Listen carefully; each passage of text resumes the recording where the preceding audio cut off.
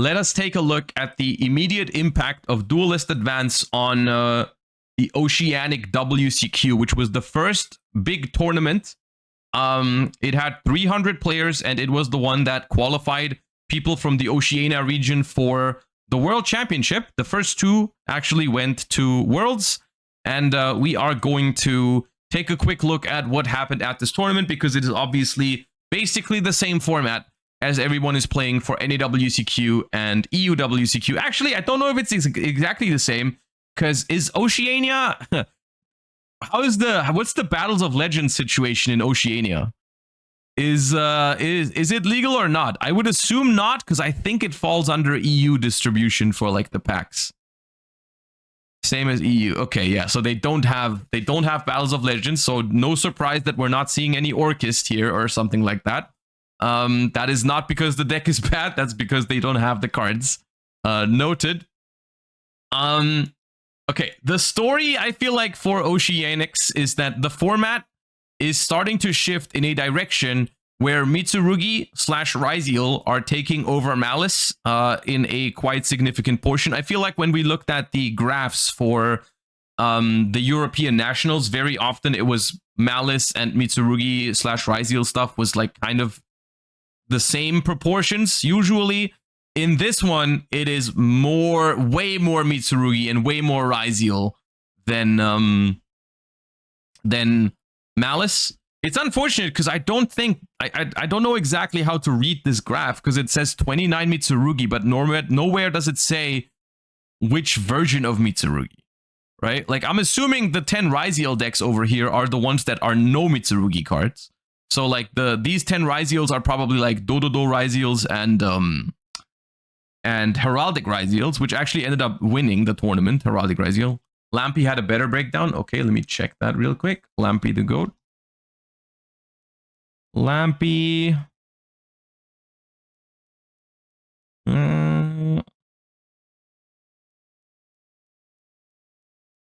Oh yeah, that is better.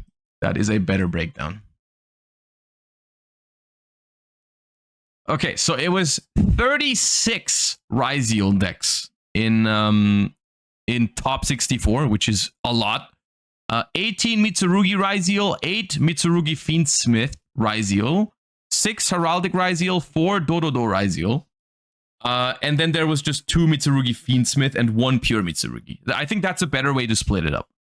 I think it's better to split between pure Mitsurugi and Ryziel Mitsurugi / Ryziel variations. But yeah, and this is why I'm saying like the Ryziels are taking over the Malice right now, which is pretty crazy. The funny thing, quote unquote, is that even if you disregard Mitsurugi, even the other versions of Ryziel at the moment can stand their ground against Malice. Like even without taking Mitsurugi into account, Ryziel still seems to be at a similar power level than Malice, which is not something I expected at the start of the format. But yeah. Unfortunately, in terms of Duelist's advanced decks, this is looking rather bleak. You know, there's not much here. We have no Lunalight, 0, as well as only 1 Vanquish Soul that made it. I wonder if they have a deck list for the Vanquish Soul. I'd be very interested in that. How far did they get? Vanquish Soul lost in top 64. There's Vanquish Soul, Vanquish Soul, Vanquish Soul. No deck list for the Vanquish Soul here, unfortunately. Yeah, I don't know what the reason for that is, because I mean the cards were legal, of course. We did see the Vanquish Soul top. Maybe it's just because it was immediately after. Maybe it's I mean, there is also, we gotta face it, there is a realistic chance that the decks are just not good enough in comparison to Ryziel and Mitsurugi and Malice. But it's also just like, the set comes out on Thursday or Friday. I don't know when it releases exactly in Oceania. But in Europe, for example, it releases on the Thursday. And then like the big tournament, like arguably the biggest tournament of the season for your region is happening 2 days after. I'm not sure if maybe it's something that people just weren't confident in like bringing the deck. I mean, of course, you can test with your friends. Or you can test online, but like you can't bring it to any tournament beforehand. that you got no chance to test it at any event, not even a locals, unless there's like a locals on Friday, I guess. But like, there's like definitely not many opportunities to prepare your decks for the most important tournament of the season if they just came out. So I say give it some time.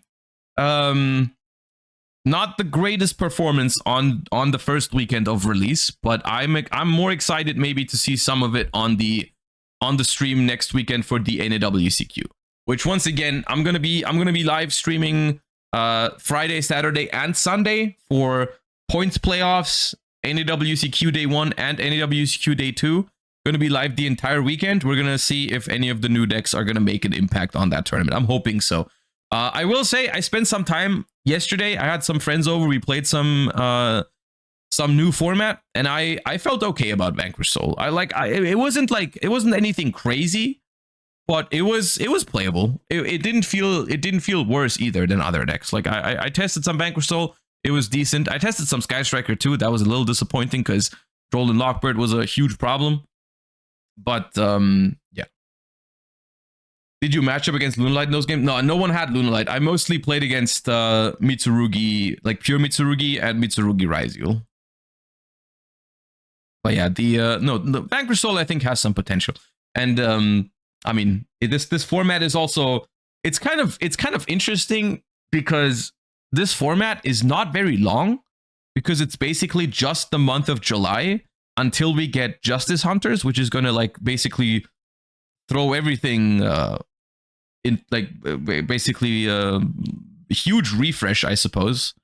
But in that 1 month of July, all of the most important tournaments of each respective regions are happening, right? Like it's all the important tournaments that are happening, like EU WCQ, NAWCQ, Oceanics. Like it's all happening in this short time frame, which is interesting. Anyways, the winning deck for this entire thing actually surprised me because it was Heraldic Raizul, which once again I did feel like. I mean, I'm not surprised that this deck won in general. I'm more surprised that more players have topped with Heraldic Raizul than have topped with Onomat Raizul, because I feel like Onomat Raizul, there's some valid reasons to consider that deck just a better version of Heraldic Raizul. I don't know. Heraldic facilitates Protoss a lot better than Onomat. Okay, yeah, maybe that's the reason. Maybe that's the we talked about that. I think on the Duelist Advanced stream, and that was one of the arguments that someone brought up as well. Maybe that's that. Maybe it's literally just that.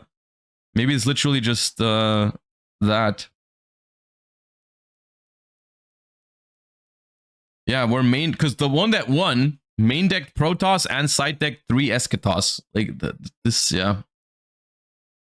Once again, further solidifying my my belief that the current TCG format suffers a lot more from some generic cards than from the actual archetypes, because something like Protoss is just a disaster at the moment, I think.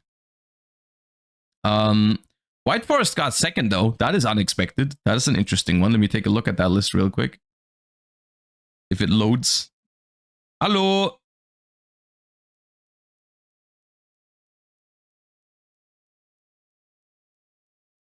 All right, I guess we'll look at it in mini form because it was here. 3 LZ, 2 Estelar. I guess Estelar is a good card in a format where people play less Imperm and less Ash Blossom. I mean, less Ash Blossom is not necessarily true, but like if it's mostly Charmies and Droll, then I guess Estelar is a fine starter. No Fiendsmith in White Forest is also interesting. We're playing Saint Azamina with Mo Regina. Cool.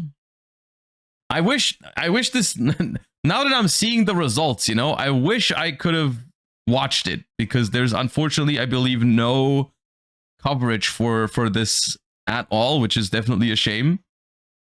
Let me see if there's any other interesting decks. We got Blue Eyes in top 4, which, I mean, the Blue Eyes lists are not super special, but it's still interesting to see Blue Eyes performing in this format, because it also won German Nationals.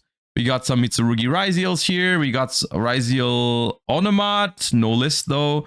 Raizul Heraldic. Raizul Mitsurugi. Ryziel Fiendsmith Mitsurugi, Ryziel Mitsurugi, Ryziel Heraldic, Ryziel Mitsu, Ryziel Mitsu, Ryziel Mitsu, Onomat Ryziel. Dude, where's the Malice? There's no Malice in top 16? Dude, they all lost in top 32 or earlier. Jesus Christ. Malice is just not it. Dude, I mean, the thing is, like, it's weird because Malice is a good deck, but then everyone is playing Lancia. I'm making the exact same experience in Master Duel right now. Like, playing this deck is just like when it doesn't get Lancia'd or Maxi'd, I guess, in Master Duel, it's a crazy deck. But then everyone plays all those silver bullets for it, and then all of a sudden it's not fun anymore to play with that deck. Like, I don't know. I mean, look at this side deck from first place. 3 Lancia that destroy you. 3 Meowls, which, I mean, they don't destroy you, but they're pretty good against your deck. And then they play Eschatos and Protoss, which also just, like, FTK you, right? It's just... yeah. I don't know. Yeah, there's some Malice in top 32.